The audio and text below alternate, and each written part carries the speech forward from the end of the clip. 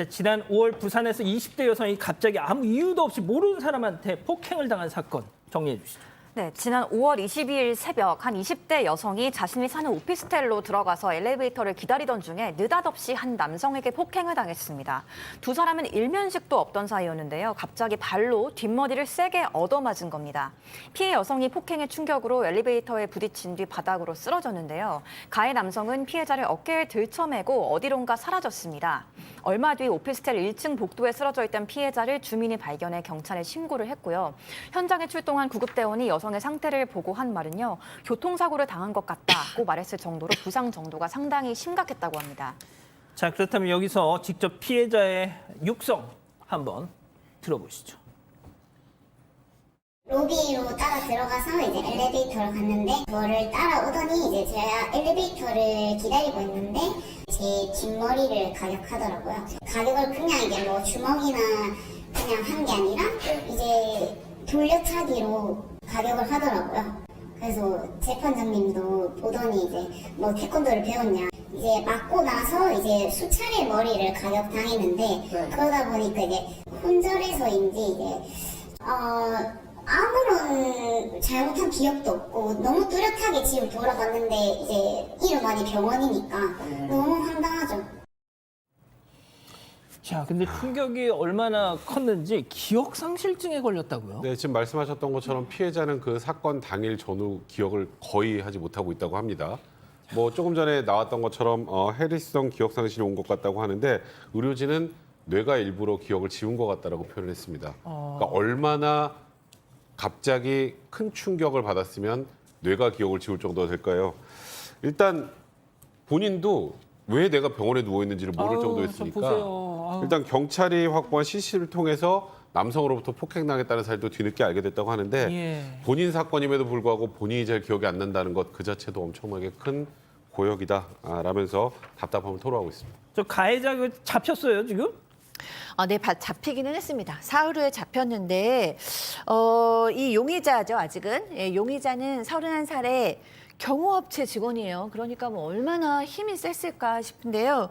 지금 맨 처음에는 경찰이 딱 잡은 건 아니고 피해자가 체격 좀 보세요 지금. 그러니까요. 저 여성의 지금 몇 배의 체구인데 무섭네요. 네, 지금 피해자가 SNS에다가 이 사실을 올리니까 지인들이 막 제보를 해준 거예요. 이 사람 아니야, 이 사람? 이러면서 지인들이 제보를 했는데 그 제보해준 사람이 다 같은 거예요. 그래서 이 부분에 대해서 이 사람이구나 라고 생각을 했는데 어쨌든 경찰이 잡았고 경찰도 이 지인들의 진술을 토대로 잡았는지는 지금 밝혀지지 않고 있습니다. 자, 경찰은 지금 저 용의자 중상해죄를 적용했는데 검찰이요 바꿨습니다. 다른 걸로. 체크포인트 짚어보죠. 이 정도면 살인 미수다. 야, 아니 진짜 이 피해자의 신장이 한 160 정도라는데 그 머리를 다리로 가격할 정도면 이건 무슨 유단자예요. 일단 중상해, 상해의 고의로 뭐 생명을 위협하거나 불구나 난치의 질병을 일으킬 때 중상해죄 이것도 셉니다. 이것도 벌금형 없이 1에서 10년 사이에 징역에 처할 수 있는 건데 경찰은 이 중상해죄 아니냐, 불치의 질병이나 불구에 가할 수 있는 상해 아니냐 했는데 검찰은 더 나아가서 이거는 죽일 의도가 있었다고 본 것 같아요. 검찰은 중상해죄에서 살인미수, 죽일 의도가 있었는데 죽음의 결과가 발생하지 않았던 거, 살인미수 적용하는데 머리만 특히 집중적으로 5번 정도 돌려차기해서 공격을 했거든요. 돌려차기 포함해서 5회 공격을 했거든요. 결국은 이 사람 의도는 다치게 할 의도가 아니고 최소한 미필적이나마 살해의 의도가 있었다고 봐서 살인 미수죄로 기소를 했습니다. 당연히 그래야죠. 예. 네, 재범 가능성이 있기 때문에 전자발치하고 보호관찰 명령도 같이 청구를 했습니다. 자, 그런데 말이죠. 이 와중에 저 가해 남성은 그 여자가 나한테 먼저 시비를 걸어서 내가 한 거다. 이런 주장을 펴고 있답니다. 피해자에게 다시 한번 들어보시죠. 뭐 자기 말로는 그 피해자가 시비를 걸어서 폭행을 했다. 근데 애초에 말이 안 되는 게 굳이 머리를 가격해서 실신할 때까지 때렸거든요. 이게 딱 봐도 뭐 시비를 걸 만한 상황은 아닌 것 같은데 엘리베이터에 기대고 있잖아요. 굉장히 큰 사람이 그 사람을 보니까 덩치도 있고 그러니까 굳이 그 제압 가능한 여성을 굳이 돌려차기를 해서 머리를 차고 계속 머리를 타격을 하는데 이제 나중에는 저를 이제 실신한 걸 확인을 하고 이제 업고 가요. 저를 들쳐업고 가서 이제 CCTV 사각지대로 가거든요. 자, 마지막 얘기. 들쳐업고 CCTV 사각지대로 갔다. 네, 일단 먼저 가해자는 피해자가 시비를 먼저 걸었다고 주장하는 건데 이 검찰이 확보한 CCTV에 보면요. 남성이 범행 10분 전부터 길에서 여성을 따라다닌 것으로 나오기 때문에 이거는 신빙성이 좀 떨어지는 내용입니다. 그리고 아직까지는 왜 이런 범행을 저질렀는지 그 목적이 확인되지 않은 상태인데요. 일단 사라진 물건은 없기 때문에 금품을 노린 범행은 아닌 것으로 추정됩니다. 하지만 이상한 점들은 있었습니다. 피해자 속옷에서 남성의 DNA가 나오진 않았지만 발견 당시에 피해자의 속옷이 벗겨져 있던 상태였고요. 또 피해자를 CCTV가 없는 곳으로 옮겨두고 일정 시간이 지난 뒤에 피해자의 신발과 가방을 챙겨서 피해자 옆에 갖다 놓은 것도 좀 수상한 점입니다. 소장님, 일단 네. 저는 약간 그쪽으로 뭐 좀 의심이 됩니다.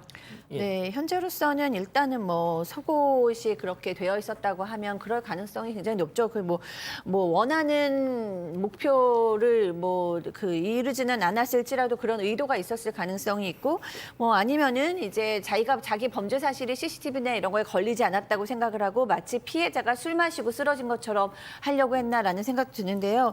저는 좀 안타까운 게 지금 이 피해자가 해리성 기억상실증을 보인다고 하잖아요. 그러니까 트라우마인 외상을 경험하게 될 때 외상 후 스트레스 장애처럼 그 경험한 걸 계속해서 반복해서 경험하는 사람이 있는가 하면 어떤 사람은 너무 고통스러웠기 때문에 그거를 이제 해리성 기억상실로 기억을 덜어내는 방법을 택하는 경우가 있는데 이게 어느 날 기억이 딱 돌아올 수가 있어요. 그래서 사실은 이게 피해자가 기억을 딱 해내면 어떤 일이 벌어졌는지 알 수 있기 때문에 좀 의료적인 처방 역시 계속 좀 잘하셨으면 좋겠다라는 예. 생각이 듭니다.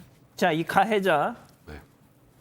역시 전과가 막 그냥 수두룩했습니다, 그냥. 2014년부터 거의 어찌 보면 교도소에 있었던 남성입니다. 2014년엔 강도상해 혐의로 이제 징역 6년을 선고받았었고 2020년엔 공동주거침 혐의로 징역 2년을 선고받은 적이 있었는데 일단 이 남성은 일당 등과 함께 미성년자 성매매를 미끼로 미성년자 성매매를 한다고 나면 성매수남을 감금해서 폭행하고 금품을 빼앗기도 했고요.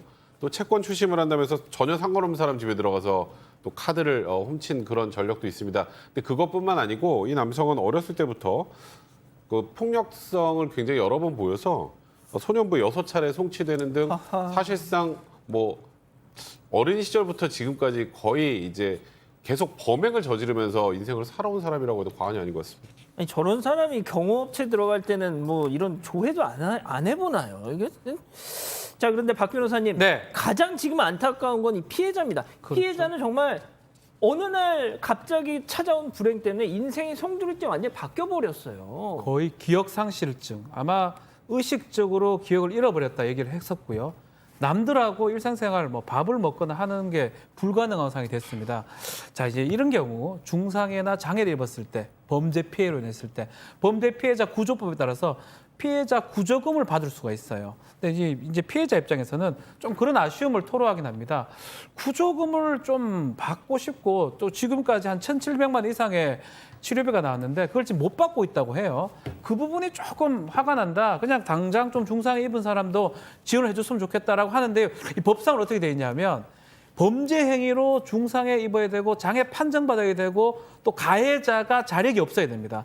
여러 조건들이 딱딱 맞아떨어져야지만이 범죄 피해자 구조금을 받을 수가 있습니다. 1억 1,000까지 받을 수가 있는데 지금 그 조건이 안 맞았기 때문에 그렇고요. 앞으로는 좀 국가가 먼저 좀 대납을 해주고 국가가 가해자한테 대납하는 구상을 할 수 있는 그런 제도들이 조금 마련될 필요가 있긴 한데 지금 단계에서는 이 피해자가 그 돈을 받기는 조금 어려운 그런 상황입니다. 자, 아무튼 뭐 피해자분 빨리 좀 완쾌하시고 이 가해자는 영원히 좀 사회와 격리가 됐으면 좋겠네요.